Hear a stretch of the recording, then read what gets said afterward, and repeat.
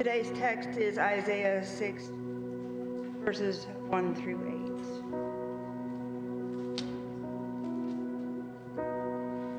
8. In the year that King Uzziah died, I saw the Lord sitting upon a throne, high and lifted up, and the train of his robe filled the temple. Above him stood the seraphim. Each had 6 wings. With 2 he covered his face. With 2 he covered his feet. And with 2 he flew. And one called to another and said, Holy, holy, holy is the Lord of hosts. The whole earth is full of his glory. And the foundations of the threshold shook at the voice of him who called. And the house was filled with smoke. And I said, Woe is me, for I am lost. For I am a man of unclean lips, and I dwell in the midst of a people of unclean lips. For my eyes have seen the King, the Lord of hosts. Then one of the seraphim flew to me, having in his hand a burning coal that he had taken with tongs from the altar. And he touched my mouth and said, Behold, this has touched your lips. Your guilt is taken away, and your sin atoned for. And I heard the voice of the Lord saying, Whom shall I send, and who will go for us? And then I said, Here I am, send me. You may be seated.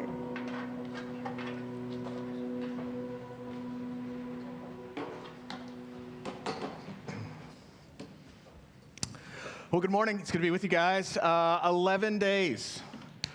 11 days till Christmas. All right. I know you needed that reminder this morning. Are you ready? You ready? No, nobody. Who is? Right? Yeah, kids are ready. They've been ready. If we've not met, my name's David Black. I'm the campus pastor here. I'd like to just welcome you to Grace. If you're a guest with us, if you're exploring Jesus, if you're a follower of Jesus, our heart here is that Jesus would make sense. In fact, we say sometimes that we live to make Jesus make sense.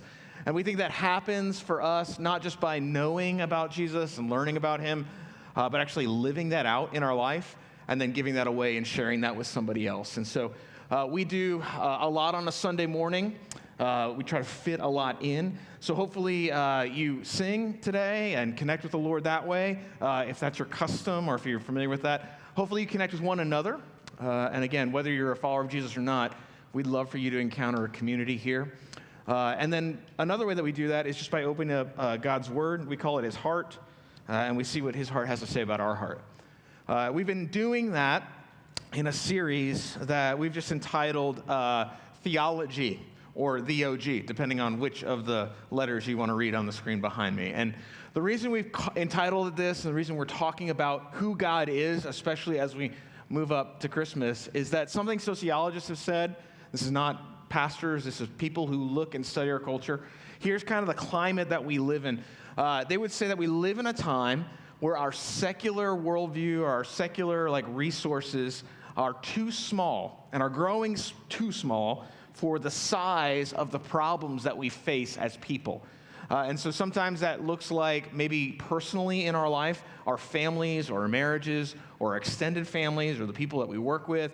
We're going, man, there seems to be everywhere I go, I just encounter people who have no small problems. In fact, they're large problems. And you're going, I just don't know how, if I'm equipped to handle that, if they're equipped to handle that, who's equipped to handle that.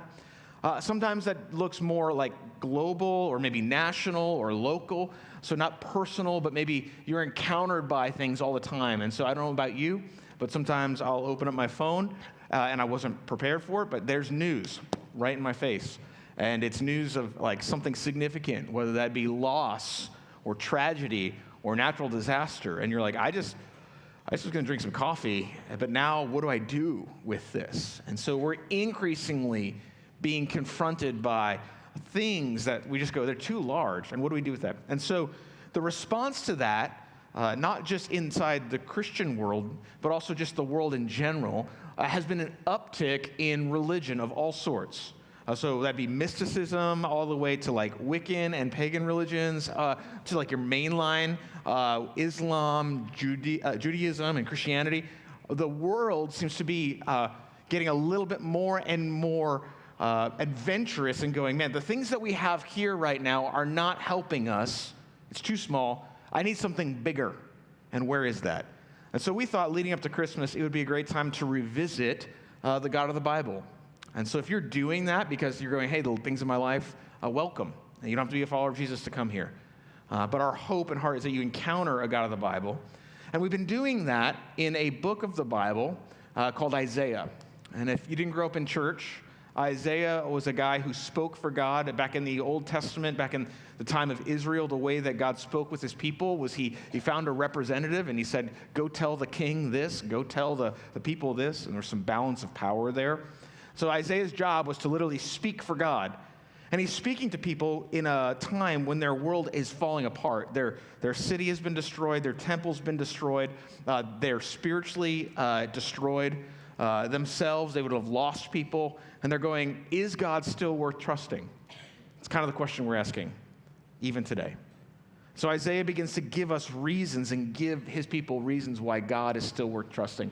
Today, we're taking a look at one of them. Specifically, it's this: God is still worth trusting because he is not like us. He's not like us. You say, well, what do you mean by that? Well, it's interesting. In the passage that Laura read for us, we see a picture that's just something totally outside of our worldview.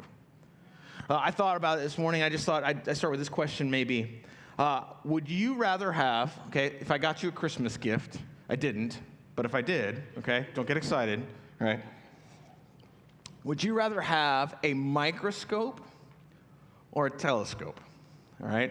You don't have to raise your hand. We're not going to do there's no text in your vote, okay? But if you're a microscope person, you're probably thinking, yeah, microscopes are cool because you look inside the glass down the lens and you see a whole world that you didn't even think existed. It's like, wow, all these things are going on. You're like, man, it's so small and it's so tiny. If you're a telescope person, it's similar experience, just a little bit reverse, right? Because you're like, oh, I want to look through the lens and I'll see a whole world that I couldn't see with my eyes before. And it's not that it's so tiny. What do we end up saying? We go, I'm so tiny, right? And that's how it works. Now, regardless of where you fall on that, I was thinking about that this week, and I think this, and this is just me, you could disagree with me if you want, but I think we live in a microscope moment in our society. Like, I think we live in a world where spiritually, emotionally, relationally, we feel like we're under the microscope, right? We put ourselves underneath it. And we examine areas of our life. And maybe that's because when we get online, we're scrolling through other people's lives and we feel like they're under the microscope. We examine their lives kind of down to how are they doing things and how am I doing things. And that causes all kinds of things with comparison back and forth and all these things. We tend to be microscope people. Feel like we're always living under the kind of the lens of somebody else looking down. And into that world, what Isaiah does for you and me today is he hands us a telescope.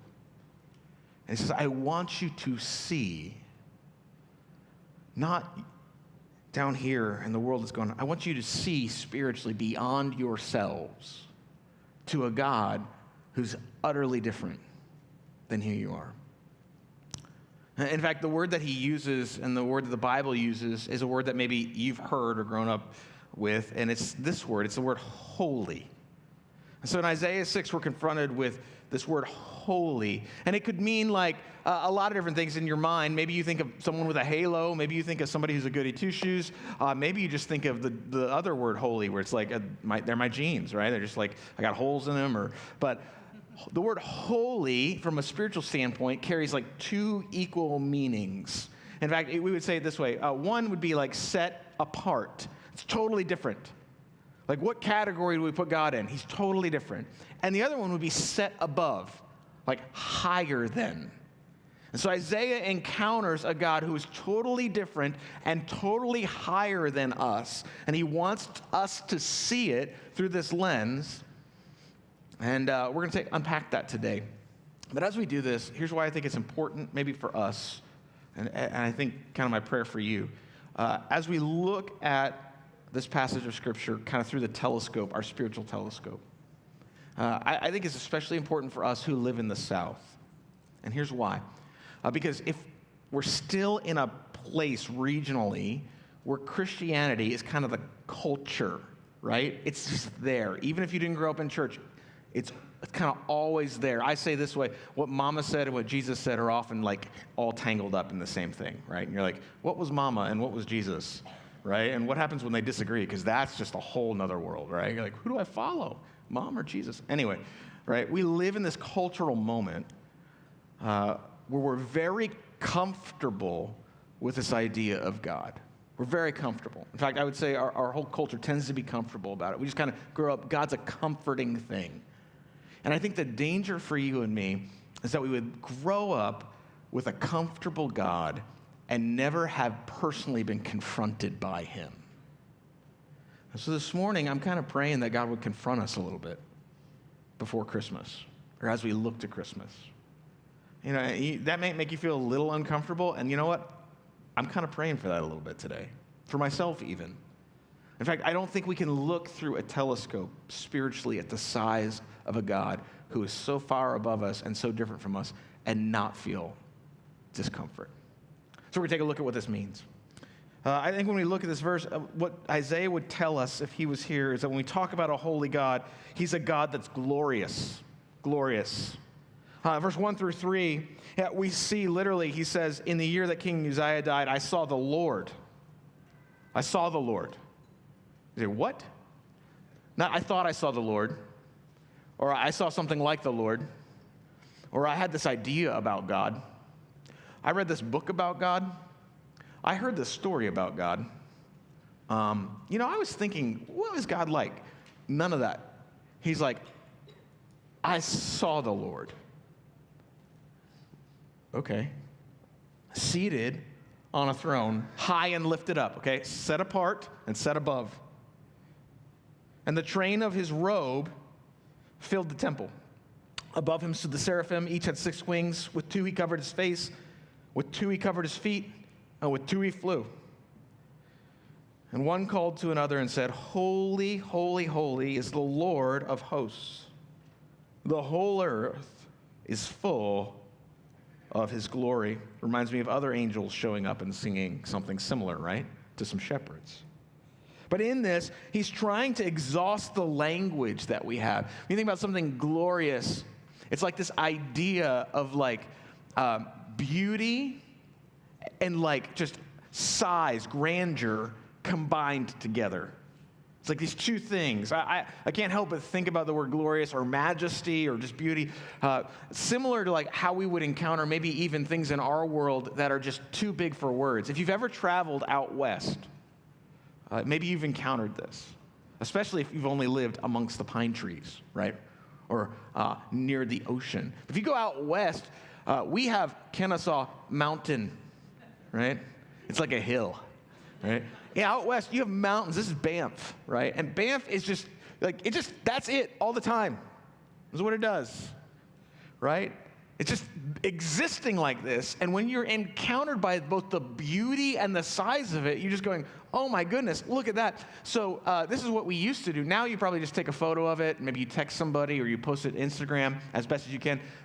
Maybe you still do this just because you like the novelty of it. But we used to send photographs and postcards. You say, like, wish you were here, and send it off. Or I'm glad you're not here, and send it off, depending on who you're sending it to, right?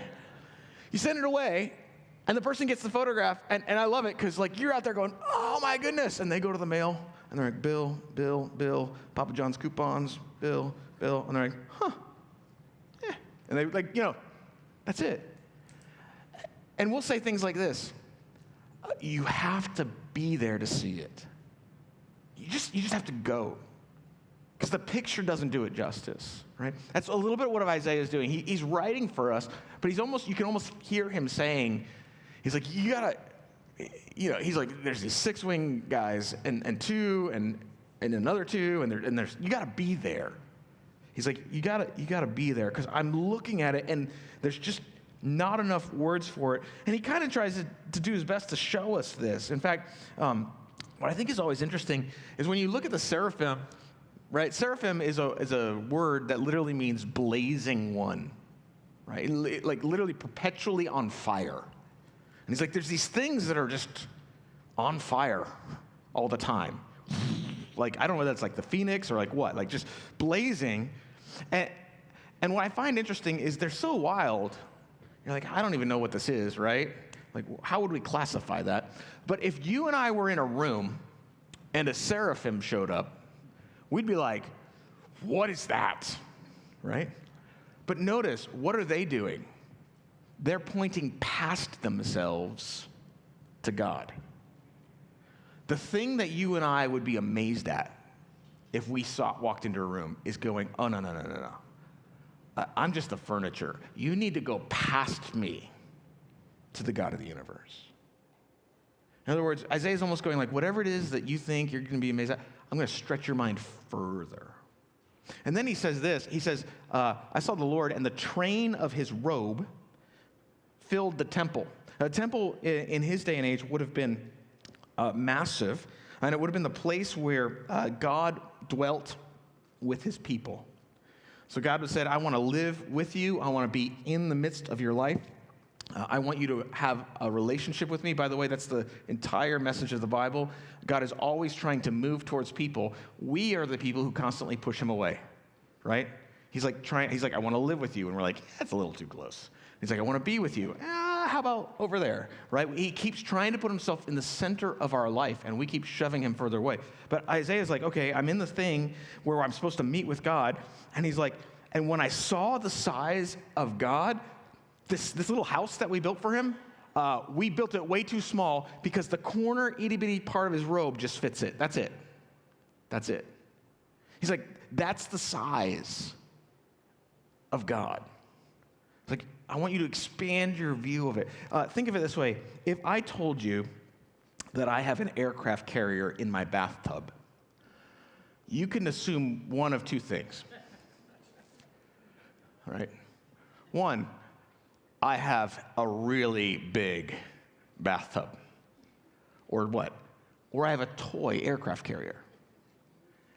And you're like, why does a grown man have a toy aircraft carrier in his bathtub? Right? Sometimes, as a pastor, I'll hear people say this, and I'm not indicting you if this is you, right? Because I've said it too. Like sometimes I think as people, we go, God is a large part of my life. And sometimes I think, like, oh, do we have a toy God? Like, right? How big is a God that's a part of my life? And I think what Isaiah is trying to do with us is go, no. Like, you don't understand. You are a part of what he's doing in this world. So you got to expand your view in that way. Worship, which is what the angels are doing here, worship is the recognition of the weight of God. And it's always the proper response to an expanded view of God. Because every time you open the Bible, anyone who has an encounter with the God is like worship. It's the automatic thing. They're like flat on their face if they don't know who he is. And if they do know who he is, they're like, please don't get him any closer. Sometimes you'll hear people say, oh man, I had this spiritual moment out in the desert in a hut, and it was just so warm, and I felt so at peace, and I knew God was close. That is not the record of the Bible, right? Nobody's like, man, I just felt so warm and comforted when the Lord showed up. It's like Isaiah's God shows up, and he's like, what is going on, right? Do you see how like crazy it is to say like, man, I didn't feel like worshiping today? If you're a follower of Jesus, if this is the God, if the Isaiah God is the God that you're like, I follow that God, and Isaiah's like, it's huge, and we go, I just wasn't feeling it, right? Do you see where like the issue comes in when it's like, man, that's the size of God, and we're like, oh, I'm going to go over here and I'm going to worship this relationship, or I'm going to worship this thing called paper money or digital money, whatever, right? Or I'm going to worship stuff, or I'm going to worship whatever it is that I'm worshiping as an idol. Like if you think, man, if you really want to just like ruin yourself in society, the next wedding you attend, when the bride walks down, sit down. Right? Just sit down. You'd be like, what are you doing? Right? Listen, can you imagine walking into this scene with the God of the universe and being like, I'm just going to sit over here and take a time out? You'd be like, do you not have eyes? Can you not see? This thing's on fire and like screaming out, that's different and above. And we're like, I'm not feeling it. Not feeling it. He's confronted. Now, I love what Piper says. He says it in kind of the only way that he can. He says this. Actually, Psalm 90. No, it's okay. We'll keep going. We are all starved for the glory of God, not self. No one goes to the Grand Canyon to increase self-esteem. Why do we go? Because there is a greater healing for the soul in beholding splendor than there is in beholding self. You know, sometimes we talk about the fear of God or the awe of God. And sometimes it is difficult for us to maybe even understand what that's like. Like maybe you're here and you're going, I want to worship, but I have a difficult circumstance. It's interesting because Isaiah tells us that all this is happening in the year that the king died. In the year that King Uzziah died. He's like, I saw the Lord. Why does that matter? Well, Uzziah was a great king. There was a prosperous time going on in Israel. He had been a king for 52 years. And you don't just lose a really great king of 52 years and go like, I think we're good. Right? It would have been crisis. And he goes, in the year that Uzziah died, I saw the Lord seated on the throne. What's he saying? He's like, in the moment when it felt like it was all lost, I had a vision of the Lord that brought me back to kind of the center of where my worship lies. That my hope isn't in other stuff. Right? I don't know where your life is this morning. Maybe your life looks like a kingdom that lost its king. And maybe you're like, I don't know what to do. Isaiah would go, would you look at the size of God who is king? And would you allow yourself to worship as is the right response? So holiness, it's glorious, a God who's glorious. I think Isaiah would also share with us this morning that holiness is a God who is dangerous. Dangerous. Maybe you've already started to feel this a little bit, right? He says this, and the foundations of the threshold shook, and a voice of him called, and the house was filled with smoke. And I said to myself, woe is me, for I am lost. For I am a man of unclean lips, and I have dwell in the midst of a people of unclean lips. For my eyes have seen the King, the Lord of hosts. Now, this woe that he says is not like, I was going to do my best. Hang on. It's not like a, whoa. Whoa. No, it's not what he's doing, right? He's going, whoa. The word literally there is, I am destroyed. We would say, he's wrecked. He's like, this has just wrecked me. Why? Because I've seen the Lord of hosts. He's like, woe is me. I was thinking about this. I was listening to this interview of this dude who shot for National Geographic. And he actually won an award. This is 2024. He won an award for the best photo shot of a whale. I brought it with me. This is the award one on the left. This is just runner-up over there, okay? But this is like a shot from a bow of a boat. What you don't see is that he actually is on the end of this 16-foot, like, I don't know, I imagine a guy rowing, but he wasn't rowing. Like they had a motorboat, but he's on the bow of this little tiny like boat going up and down with this giant zoom lens camera. And if you listen to him during the interview, he's talking, and here's what he says. He's like, they were asking, what's it like being a photographer, National Geographic, all that stuff, being out there? And he's like, it's great, it's amazing. He's like, these massive creatures, they're just out there. And he's like, and they're like, isn't it wonderful? you're just glad you get what you get to do? And he's like, yeah, I feel so privileged that I'm able to do this. I feel so honored that I'd be able to take pictures of these majestic animals, and it's so important for like wildlife conservation, all this stuff. And he goes, but there's this thing that happens. And he's like, I'm out there, and I'm just going, I'm just like clicking the camera, film, whatever, digital stuff, like all the time. I'm into photography, you can tell. He's doing this, and he's like, and then there's this moment where you go, this thing's 4 tons. And all it needs to do is jump into the air, and gravity just needs to pull it a little bit towards me. And he's like, and what happens is I go from fascination to fear, to fascination to fear. And he's like, it's this constant yo-yo back and forth. And he's like, when I'm done with it, my adrenaline shot. Because he's like, I can't believe I get to do this. And he's like, I can't believe I'm actually doing this, right? Just going back and forth, back and forth. And Isaiah is like, whoa, look, that thing's on fire. And there's the corner of his robe, and like, it's huge. And then he goes, wait a second. Like, it like snaps into reality. And he goes, this 1,000,000-ton God who's so spiritually different than me and so set apart from me. He's like, a little bit spiritual gravity, and I'm going to be crushed by that weight. He's like, woe is me. He's realizing that he's spiritually naked. That's what's going on here. Sin, the Bible tells us, I say it like this to my kids when they're younger to help them understand. I'm like, sin is everybody wants to be their own boss and everybody wants to do their own thing. All right? And so I want to be my own boss, and I do my own thing, depending on what God wants to say. That sin separates us from God. It spiritually isolates us. It spiritually orphans us. It spiritually makes us exposed and naked.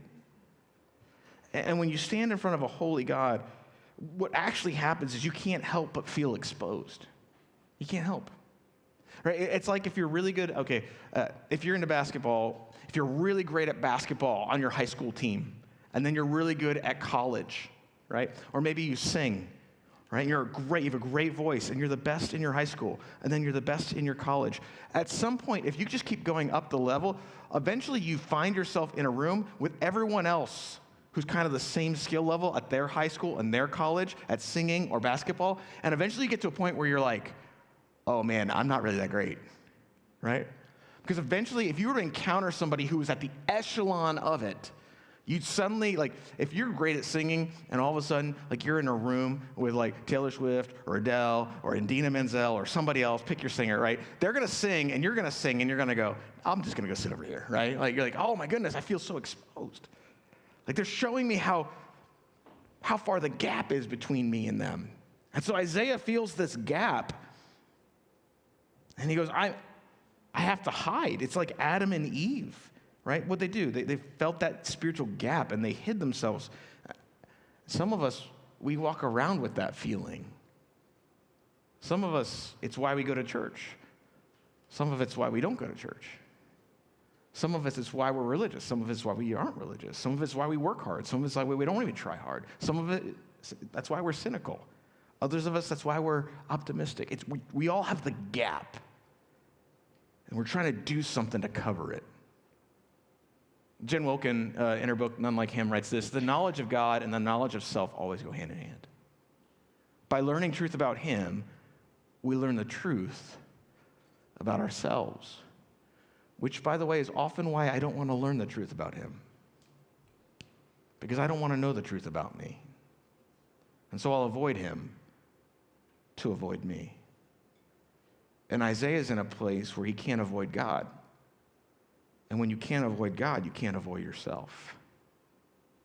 And that's a dangerous place to be. He goes, I'm wrecked. Why? It's interesting. All throughout the book of Isaiah, Isaiah will pronounce woes as a message from God on all these other places, like enemies of Israel, Egypt, Judah, Babylon, also Israel itself. Says, hey, woe on you. Do you know the first woe he pronounces in the book? Himself. I found that interesting. Before he goes out there and he's like, woe on you and woe on you, he's like, woe is me, which is the correct posture, by the way, of a follower of Jesus. Before we go out there and go, woe on you and woe on you, he's like, have you? Yeah? You? Do you understand your predicament? Do you understand where we stand with this? Notice he says, I'm a man of unclean lips. One, I don't know any man who thinks about his lips as the first thought, right? He's sitting there and he goes, lips. Why not feet? Why not hands? Why not heart? Why not head? Why not thoughts? Why does he say lips? Right? Well, it's interesting. Jesus says, out of the heart, the mouth speaks. So there's that. I think if each of us had a recorder around our neck and all we did at the end of life was just play what we said, we'd all be up a creek, right? Because we don't even do what we always want others to do. But I think there's more than that. And commentators would kind of point to this. He's a prophet. His job is what? To speak. Therefore, his main tool in life and the thing that he's good at is what? Speaking. In other words, if Isaiah was here and he was here in all his prophetness, we'd be like, that's the prophet. He speaks for God. And we could critique a lot of things about him. We're like, man, what is he wearing? Why is he wearing sandals, by the way? Right? Like, what's going on there? Like, what's up with him? Right? What's up with that? What we probably wouldn't say is, oh man, there's something wrong with his mouth. If anything, we'd be like, well, that's the good part about him. That's the thing that he does. That's the thing he's proud of. And that's the point. You see, repenting for the things that are bad in your life, that's just religion. You know you've encountered the God of the Bible when you start repenting of the things that you're good at. When the things that you're proud of. When the things that you point at and you go, that's me on paper. And Isaiah goes, the only thing that I had on my card that's good is I'm a prophet of the Lord. And he's like, I'm a man of unclean lips. It's not even that, right? Over and over and over again, we see that followers of Jesus are confronted by God and go, man, what good is my good? Isaiah 64:6, he says something similar to this. He says, we have all become like one who is unclean, and all our righteous deeds are like a polluted garment. That's how you know you're starting to see God. Go back if you can. Yeah. We all fade like a leaf, and our sin, like the wind, takes us away. As a pastor, I talk to a lot of people about life and eternity. And something I hear a lot is people preparing for a conversation that will never come. People will say, well, if there is a God, one day I'm going to talk to him. And my plan is that I'm going to talk about the things that are bad. I'm going to talk about the things that are good. And I'm betting that my things that are good are going to outweigh the things that are bad. And I'm like, buddy, that conversation's not going to happen. Because all our good stuff is bad compared to the God of the universe. Isaiah is saying it's dangerous. It's dangerous for eternity to depend on a debate that you're going to have with God about your goodness. That's a dangerous place for us to be in. Sometimes when we think about fear, it's not a very popular thing, like even just reverent fear with God. We're like, I don't know that I want to think about God in that way, right? We do everything to avoid it. In fact, some people say, some sociologists have said, and it's a theory, that the reason we have religion is that as people we've evolved or we've adapted because we need some way of making sense of our world. And so that way goes like this. That theory is like the world's so unpredictable, right? Nature is so cataclysmic that early on the peoples of our world had to figure out a way to explain the sea and the rain and all the natural things that we now know about. They had to come up with a way to like manage that. So because they were afraid of the wind and they were afraid of the storm and the thunder, because they were afraid of the ocean, what they did is we're going to create gods of those things so then we can like sacrifice to those gods and control the thing that we're afraid of. And that's a theory, right? And it sounds like it's like, well, it makes sense to me. The issue that the Bible has is that the Christian God is no help to you, if that's where you're coming from. Why? Well, because the God of the Bible and the Christian God is a God that's honestly more scary than the sea and the wind and the waves and the thunder. Like, you're like, who's going to save me from the storm? And Isaiah's like, who's going to save you from a holy God? Right? You can build a concrete shelter in the ground. Good luck trying to build a spiritually concrete shelter in your heart. Good luck. The disciples encounter this. Jesus is on a boat with them. They're going across the Sea of Galilee. This is a story that's in the Gospels. They're fishermen. A storm comes up. The fishermen are scared. If you're scared and you're on a boat and the fishermen are scared, get off that boat. Or don't. I don't know. You're kind of up a creek without a paddle. Anyway, so there's on this boat. Jesus stands up and he's like, peace be still. And the waves stop. And then the Bible tells us the men in the boat were scared out of their mind. They were afraid of the storm, and then Jesus goes, hey, quit it, like I would to my dog. And it stops. And then they're like, get out of here. Leave. They're in the middle of the lake, and they're like, leave our boat, or we'll leave. So what are we going to do? Well, the good news about the God of the Bible is that he is glorious. And it's good news that he's dangerous. But when Isaiah talks about his holiness, what we see here too is that holiness is gracious towards us. The God of the Bible, who is so set apart and so set above, stoops low to you and me. He actually shares his holiness with sinful people. How? How does that happen? Well, it tells us. Verse 6 through 8, Isaiah is there. He's got an issue. It says this, then one of the seraphim flew to me, which if, that's, okay.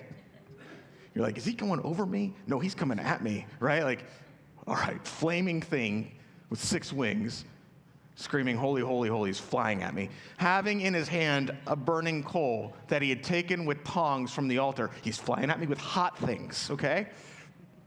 And he touched my mouth. Like, I don't know. I guess he's paralyzed, right? He's just there. And he says this, behold, this has touched your lips, and you will melt and die. No, because that's what I'm thinking. Behold, this has touched your lips, and that's it, buddy. We're done. He goes, this has touched your lips, and your guilt is taken away, and your sin is atoned for. What? You know what's not on his bingo card was standing in front of the God of the universe and a bunch of flaming angels? That my sin's going to get atoned for. He literally thinks he's about to die. And when the angel flies over, he doesn't bring a sword, he doesn't bring a plague, he doesn't bring death, all which would have been accurate of his condition. He brings a coal from an altar. By the way, an altar that Isaiah would have seen before, not in heaven, but in the temple. Because the temple was like this little scale model to communicate to people God's holiness. He's all throughout the Old Testament, God's like, I want to be close, but it's difficult for us to be close, so I'm going to make a way for us to be close. So Isaiah grew up taking things to this temple and watching them die in his place. He would put his hands on these animals and say, my sin, my guilt is your guilt, and then they would kill the animal. And you're like, that's not fair to the animal. And it's like, right. Something that didn't even do anything dies because I did everything. So that God could somehow be. And you're like, how does this make any sense? But I'm doing it, right? It'd been theory in his life. And the thing that had been theory his whole life suddenly became a reality because he's in the midst of seeing God, and an angel takes a coal from the altar and brings it over and goes, you know that thing that you've kind of been standing at your whole life? You're not going to come to it this time. God's like, I'm going to come to you. He wasn't like, approach the throne, grovel. He's paralyzed. He's not getting anywhere close.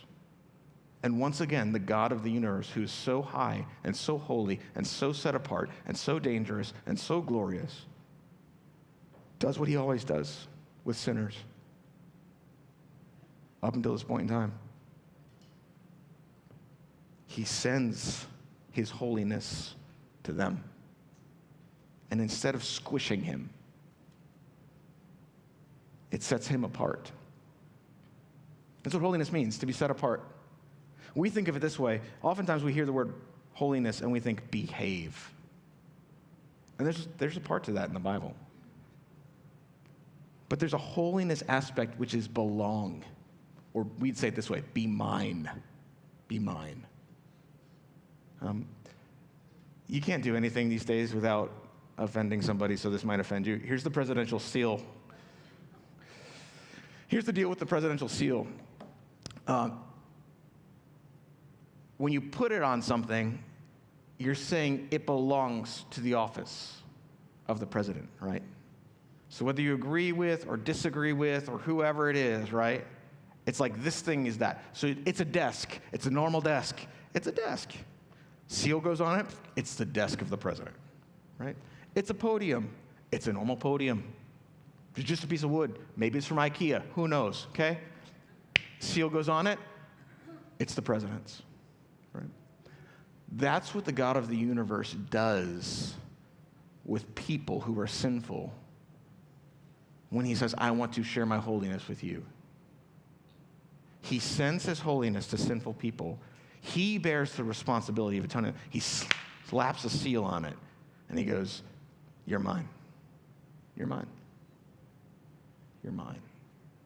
He goes, Isaiah, your sin's atoned for.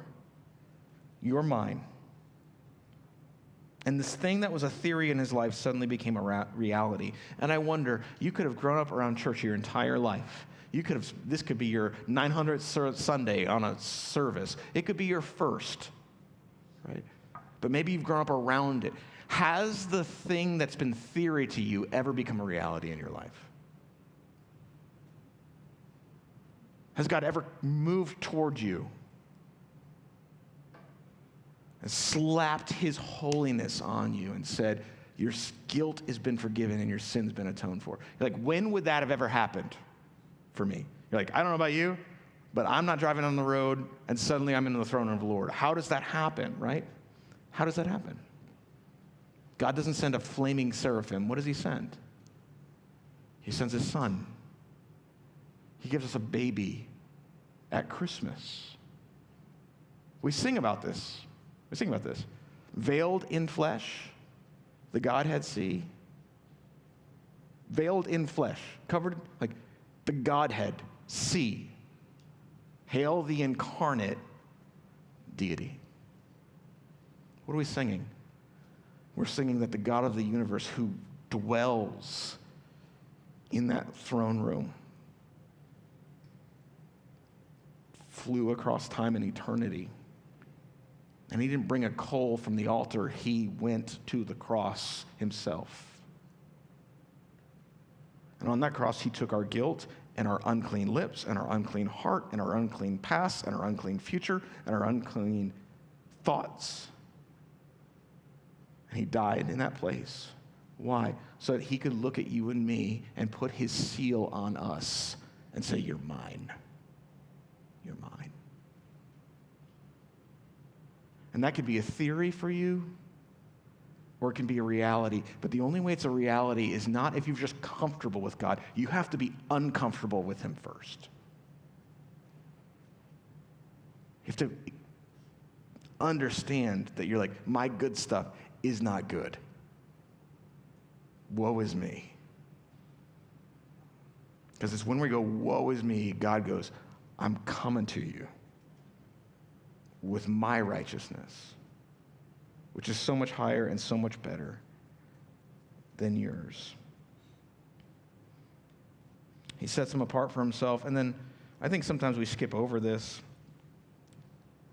He sets them apart for service. It's interesting. In verse 8, after this whole thing, Isaiah's like, what is happening?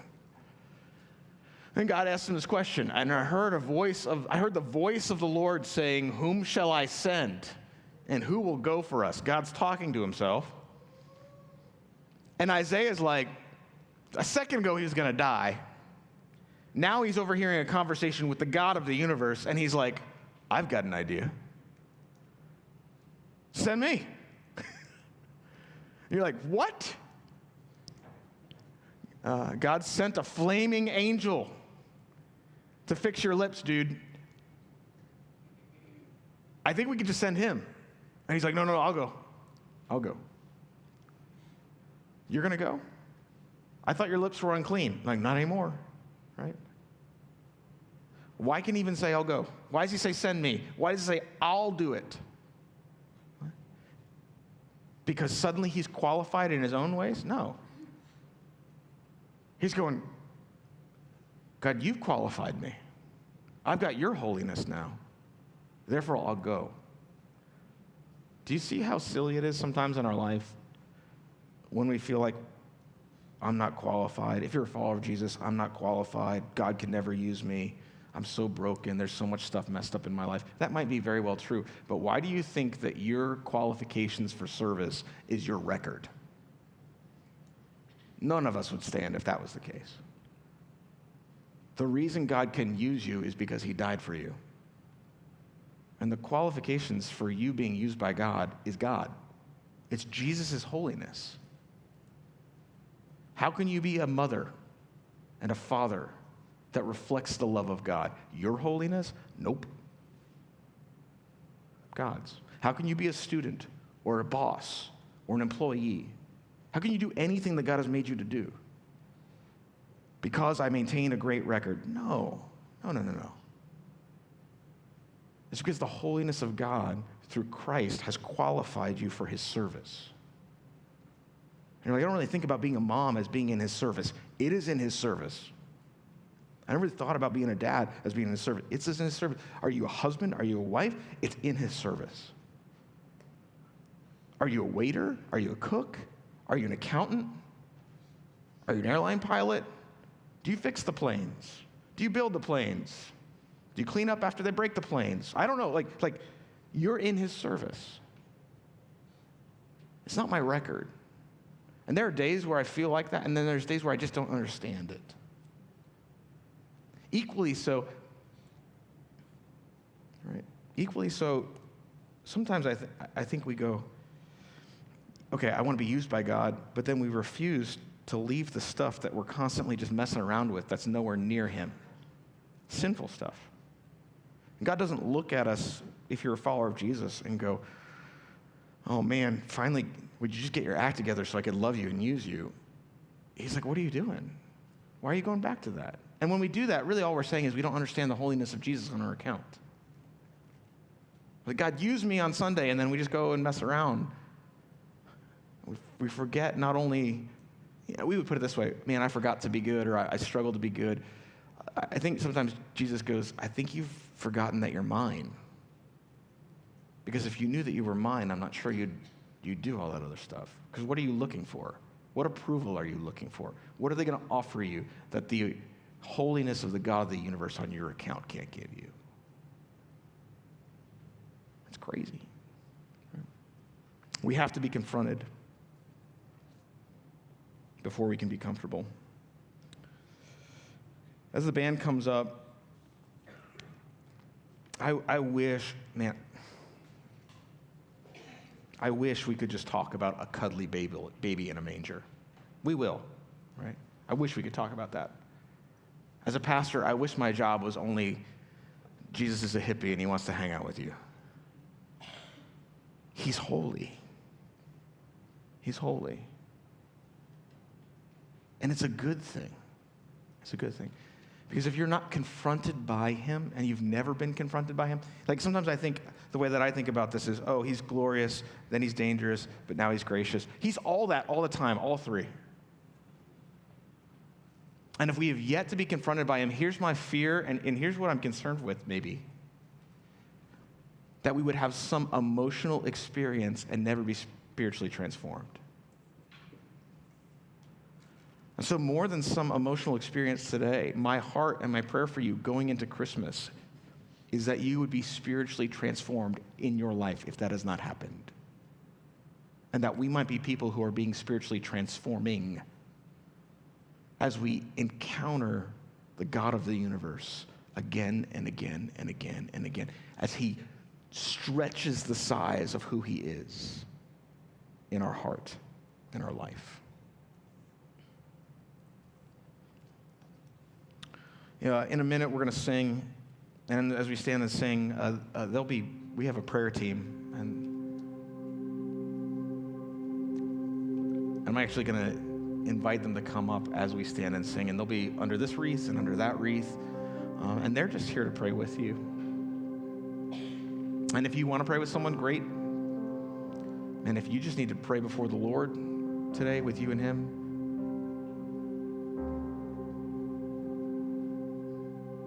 would you allow yourself to be confronted by God?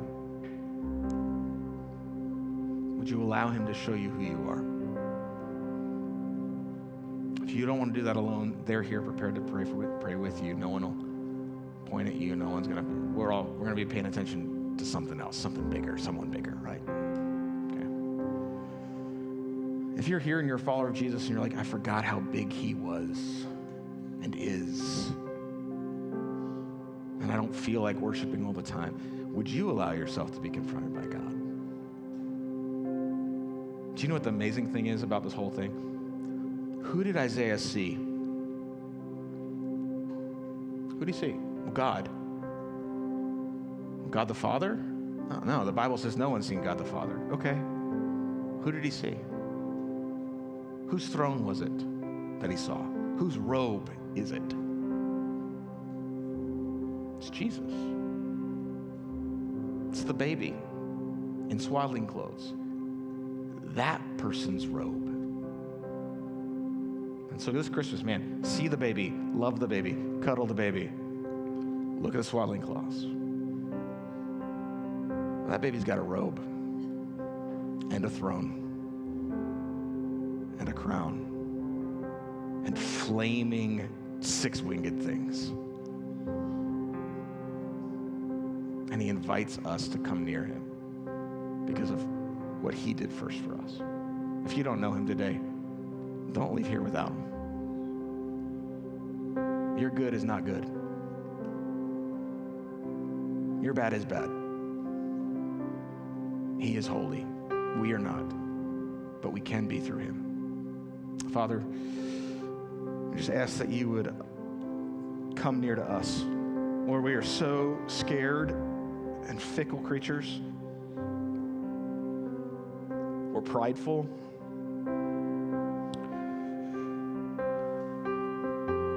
We're cynical.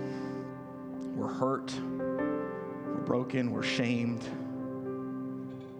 because of what we see when we see you. We can't help but look at ourselves and go, we're not that.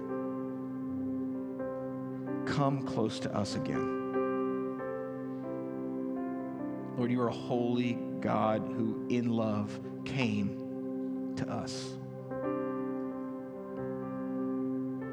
You bore our sin on the cross. And because of your life, we can live. Lord, I pray for those who are here and they don't know you. Lord, would you challenge them? And if they're here repenting of their good things, Lord, would you give them your good things so they might know that they can stand and be sent by a holy God to be used. Lord, for those of us who are here, we know you. Would you meet us anew?